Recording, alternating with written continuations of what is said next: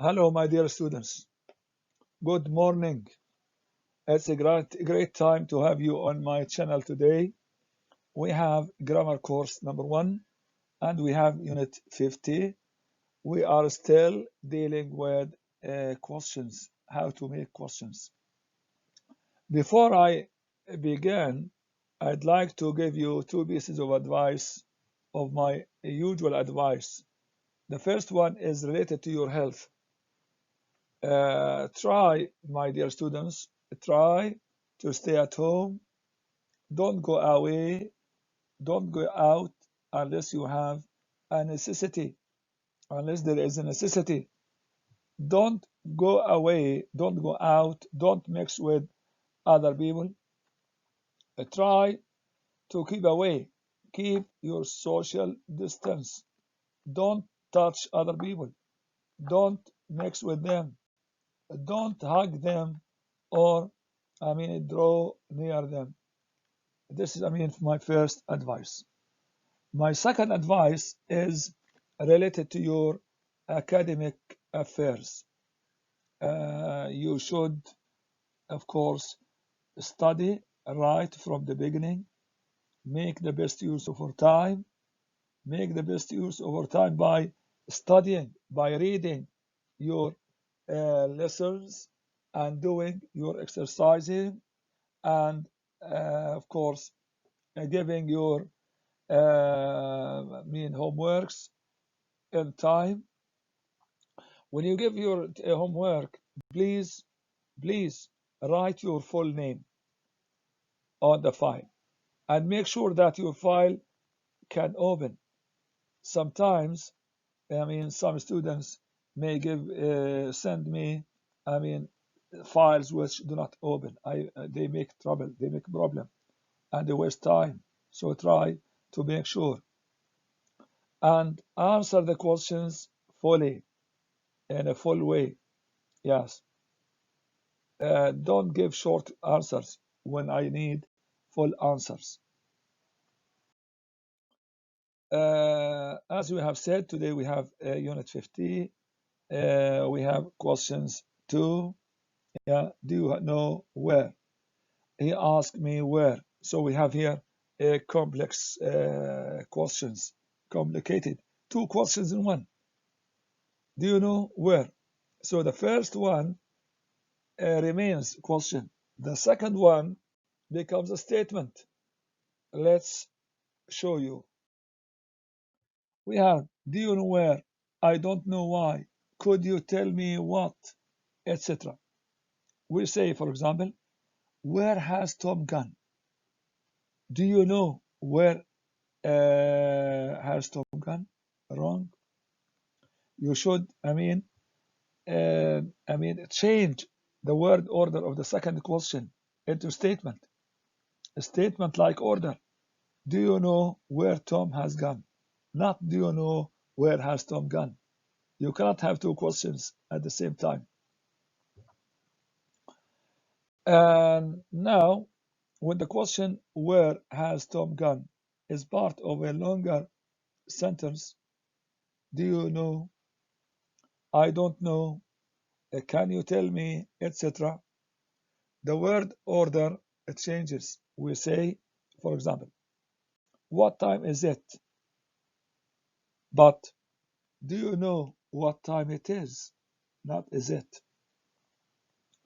Who are those people?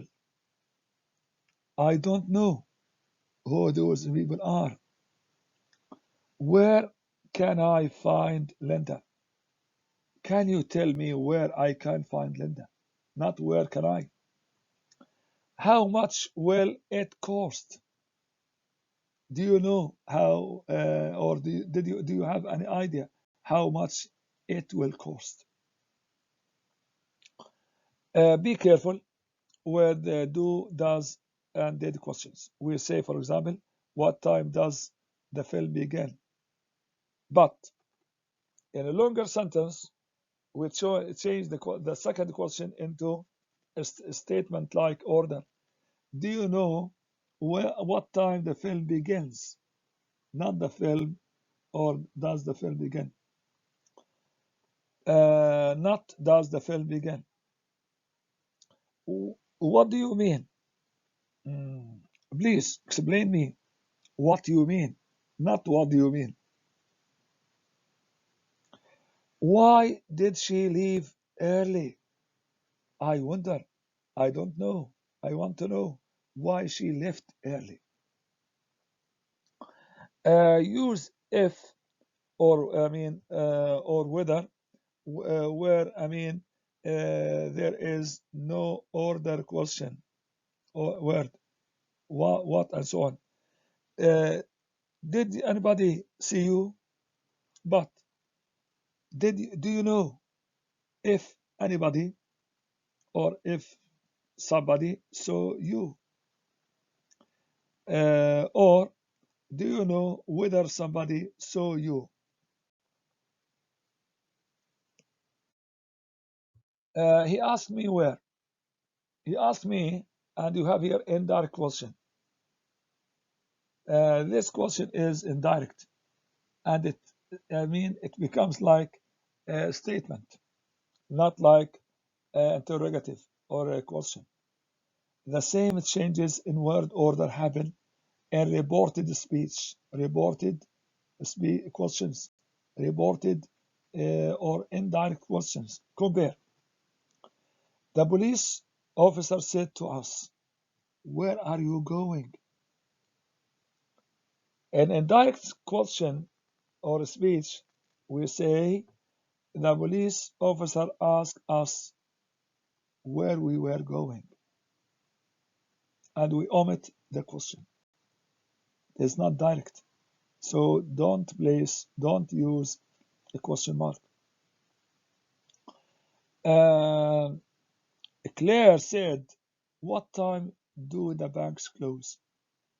A reported speech, it becomes, Claire wanted to know what time the banks closed. In reported speech, the verb usually changes to the past. Is, was, are, were. Here we have were, closed, etc. Study these examples. You had an interview for a job, and these were some of the questions the interviewer asked you. Number one, are you willing to travel? Are you willing to travel? What do you do in your spare time? And we have here, how many or how long have you been working in your present job? Why did you apply for the job? Can you speak any foreign languages? Do you have a driving license? Now we use them. All of these questions are used and changed in reported speech and in direct speech. Later, tell a friend of yours what the interviewer asked you. You use reported speech. She asked if, or I mean, for I mean, if or for whether I was willing to travel. She wanted to know what I did in my spare time. She asked how long I had been working in my present job. Now we turn to do the exercises. Up till now, we have been dealing with reported speech, reported questions, or complex questions. We have two questions. The first one remains a question. The second one is changed into a statement-like order, subject verb, not verb subject order. We have, exercise number one, and we have the first one is done for you. The first one is an example. Make a new sentence from the question in brackets. Where has Tom gone? Do you know? Do you know where Tom has gone. Where is the post office? Could you tell me? Could you tell me where the post office is? What's the time? I wonder what the time is. Number 4. What does this word mean? What does this word mean? I want to know what this word means. Number 5. What time did they leave? Do you know what time they left? Number 6. Is Sue going out tonight? I don't know whether Sue, was going out tonight. Where does Carolyn live? Do you know? Do you have any idea where Carolyn lives? Where did I park the car? I can't remember where I parked the car. Number 9. Is there a bank near here? Can you tell me if or whether there is a bank near here? Number 10. What do you want? Tell me. Tell me what you wanted uh, or what you want. Why didn't Kate come to the party? I don't know why Kate didn't come to the party. How much does it cost to park here? Do you know how much it costs to park here? Number 13. Who is that woman? I have no idea who that woman is. Did Liz get my letter? Do you know if Liz got my letter? How far is it to the airport? Can you tell me how far it is to the airport? Exercise number 2. You have here, you are making a phone call. You want to speak to Sue, but she isn't there. Somebody else answering the phone. You wanted to know 3 things. Number 1, where has she gone? When will she be back? And did you know, or she go out alone? Do you know where she, yes, where she had gone? Sorry, I haven't got an idea. I've got no idea. Never mind. I don't suppose you know. And you have here the second question. When she would be back? No, I'm afraid not. One more thing. Do you happen to know if she went out alone? I'm afraid I didn't see her go out. Okay, well, thank you anyway. Goodbye.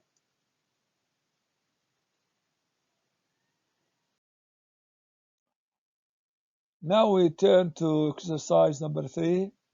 You have been away for a while and have just come back to your home.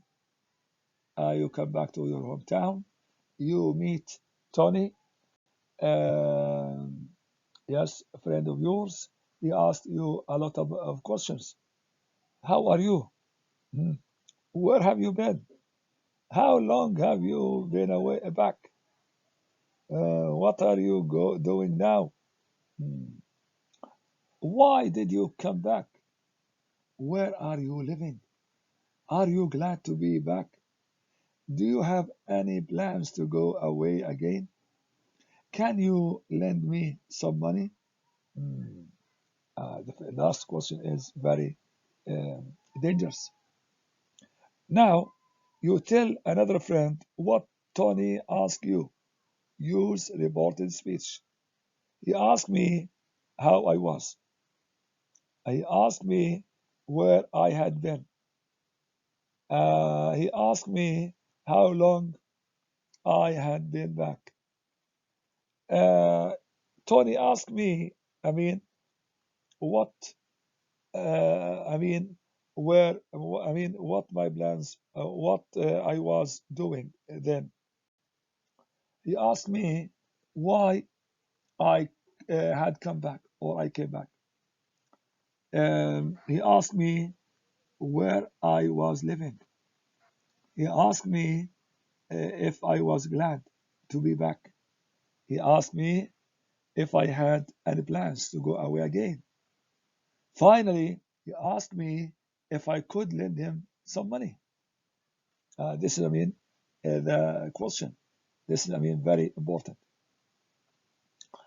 So now, my dear students, I hope that you have understood every item in this lecture. In case, you have any questions, please, send me your messages, your questions. I'll try to answer your questions as soon as I receive them. So don't waste your time. Don't delay. Please, please tell me. This is, the final point which I wanted to tell you today. Thank you for joining me. And if you have, as I've said, any question, please let me know. It's a great time to meet you and to have you on our in our lectures. Uh, Thank you for the moment. Goodbye and see you next lecture. Bye bye.